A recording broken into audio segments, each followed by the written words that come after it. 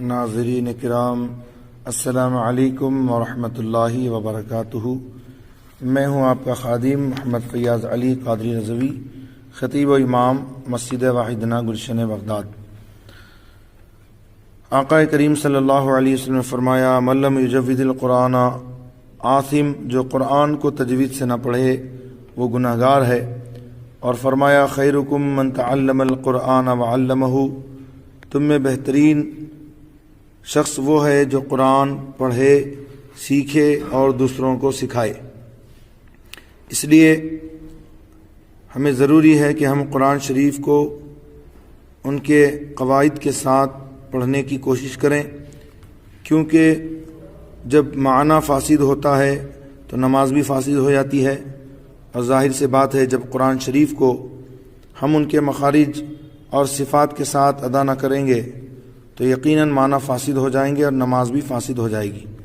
اس لیے ہم نے یہ کورس شروع کیا ہے سب کی آسانی کے لیے، تاکہ جو قرآن شریف کے قواعد سے ناواقف ہوں وہ اس قاعدے کے ذریعے سے قرآن شریف صحیح پڑھنا سیکھ سکیں۔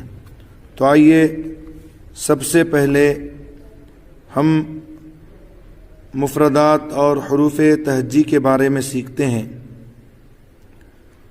بسم اللہ الرحمن الرحیم، رب یسر ولا تعسر وتمم بالخیر وبک نستعین یا فتاح ربی زدنی علما۔ اللہم صلی علی سیدنا محمد وعلی آلہ وصحبہ اجمعین۔ تختی نمبر 1، مفردات، یعنی الگ الگ حرفوں کو مفردات کہتے ہیں۔ آپ یہاں دیکھ رہے ہیں کہ ہر ایک حرف الگ الگ باکس میں لکھا ہوا ہے، تو اس کو کہتے ہیں مفردات، اور اسی کو حروف تہجی بھی کہا جاتا ہے۔ یہ دیکھیے، یہ حروف تہجی کہلاتے ہیں۔ جیسے انگلش میں الفابیٹس ABCD Z تک مانے گئے ہیں، ایسے ہی عربی میں حروف تہجی الف سے لے کر یا تک مانے گئے ہیں، اور یہ 29 حروف ہیں۔ تو قرآن شریف کی ابتدا انہی حروف سے ہوتی ہے۔ مطلب یہ کہ عربی کا کوئی جملہ یا قرآن شریف کا کوئی حرف ان حروف کے بغیر نہیں بنتا۔ تو آئیے سب سے پہلے ہم آج اس کے بارے میں سیکھتے ہیں۔ تو تختی نمبر 1 ہے مفردات، یعنی الگ الگ حرفوں کو مفردات کہا جاتا ہے۔ یہ ہے الف۔ آپ دیکھ رہے ہیں بظاہر شکل اس کی الف کی ہے، لیکن در حقیقت یہ حمزہ ہے، کیونکہ الف اور حمزہ کے درمیان کافی فرق ہوتا ہے۔ بظاہر شکل ایک ہوتی ہے، لیکن دونوں الگ الگ ہوتے ہیں۔ انشاءاللہ تعالی اس کا فرق ہم آپ کو آگے بتائیں گے۔ آپ پہلے حروف تہجی پڑھ لیں تاکہ آپ کو معلوم ہو کہ کون سا حرف کیسے پڑھنا چاہیے۔ بسم اللہ الرحمن الرحیم۔ الف، با، تا، ثا، جیم، حا، خا، دال، ذال، را، زا، سین، شین، صاد، ضاد، طا، ظا، عین، غین، فا، قاف، کاف، لام، میم، نون، واو، ہا، حمزہ، یا۔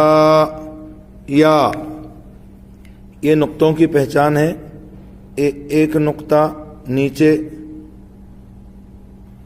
جو ہے آتا ہے با کے لیے، اور جیم کو بھی ایک نقطہ آتا ہے اس کے پیٹ میں، اور خا کو ایک نقطہ آتا ہے اوپر، زال کو ایک نقطہ آتا ہے اوپر، زا کا ایک نقطہ آتا ہے اوپر، ضاد کو ایک نقطہ آتا ہے اوپر، ضا اور فا میں نقطہ آتا ہے اوپر، اور نون میں نقطہ آتا ہے اس کے پیٹ میں، اور یہ دو نقطے ہیں اوپر، جیسے تا کو دو نقطے ہوتے ہیں اوپر، اور کاف کے اوپر ہوتے ہیں دو نقطے، یہ ہیں تین نقطے اوپر والے، یہ ہوتے ہیں سا میں اور شین میں، اور یہ ایک نقطہ اوپر جو ابھی آپ نے آپ کو بتایا، یہ نیچے والا نقطہ ہے جو صرف با میں ہوتا ہے، اور یہ اوپر والا نقطہ ہے جو مختلف حروف میں ہوتا ہے، جیسے خا کے اوپر زال اور زا کے اوپر ضاد، ضا، غین وغیرہ کے اوپر، اور یہ دو نقطے ہیں نیچے، یہ جو ہیں یا میں ہوتے ہیں، یا کے نیچے دو نقطے آتے ہیں، تو آپ ان نقطوں کی پہچان کر لیں۔ اب دیکھیے، یہ اس میں آپ کا امتحان ہے کہ آپ نے جو یہ حروف مفردات پڑھے تو اس کی پہچان آپ کو ہوئی یا نہیں، تو یہ پہچانی آپ کیا ہے؟ یہ ہے تا، یہ ہے طا، یہ ہے سا، یہ سین، یہ شین، یہ صاد، حا، ہا، خا، قاف، ذال، زا، ضاد، ظا، الف، عین، نون، با، فا، غین، یا، تا، میم، لام، دال۔ اب دیکھیے، یہ مرکبات میں ملے ہوئے حروف کی شکلیں ہیں کہ ایک ہی حرف کی دو تین شکلیں، کسی حرف کی ایک ہی شکل اور کسی حرف کی دو شکلیں ہوتی ہیں۔ آئندہ آپ کو کام آئیں گی، اس کو آپ خوب ذہن نشین کر لیجئے۔ یہ ہے الف کی دو شکل، آپ اس میں دیکھ رہے ہیں کہ الف کی دو شکلیں ہیں، یعنی الف ایسا بھی لکھا جاتا ہے اور ایسا بھی جب وہ کسی دوسرے حرف کے ساتھ ملا ہوا آتا ہے۔ یہ با ہے اور با کی دو شکلیں ہیں، جب با دوسرے کے ساتھ ملا کر لکھا جائے تو اس کی شکلیں ایسی بنتی ہیں، یہ دیکھ لیں آپ۔ یہ تا ہے، تا کی تین شکلیں ہیں، جب کسی کے ساتھ ملا کر لکھا جائے تو، اور آخر میں جو تا آتی ہے گول وہ ایسی ہوتی ہے۔ یہ جیم کی ایک شکل ہے ایسی، جب دوسرے حرف کے ساتھ ملا کر لکھی جائے۔ یہ دال کی شکل ہے جب دوسرے حرف کے ساتھ ملا کر لکھی جائے۔ یہ عین کی دو شکلیں ہیں جب دوسرے حروف کے ساتھ ملا کر لکھا جائے۔ یہ فا کی دو شکلیں ہیں جب دوسرے حروف کے ساتھ ملا کر لکھا جائے۔ یہ کاف کی دو شکل ہے جب دوسرے حرف کے ساتھ ملا کر لکھا جائے۔ یہ لام کی دو شکل ہے۔ یہ میم کی دو شکل ہے۔ یہ نون کی دو شکل ہے۔ یہ ہا کی تین شکلیں ہیں۔